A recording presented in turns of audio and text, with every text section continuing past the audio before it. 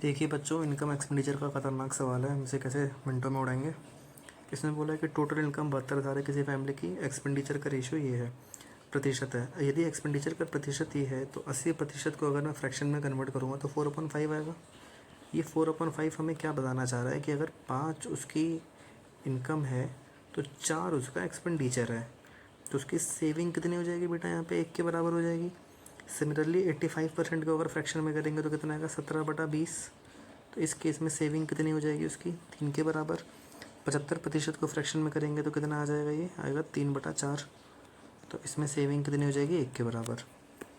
अब क्या बोला गया है कि सेविंग्स का रेशियो है 8:9:20। तो इस 1 की वैल्यू 8 दे रखी है, 3 की वैल्यू 9 दे रखी है, इस 1 की वैल्यू 20 दे रखी है।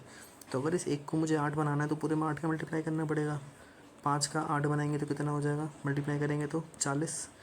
3 को 9 बनाने के लिए 3 से गुणा करना पड़ेगा, तो 20 का जब 3 में गुणा होगा तो कितना आ जाएगा, 60। और इसका जब 20 में गुणा होगा तो कितना आ जाएगा, 80।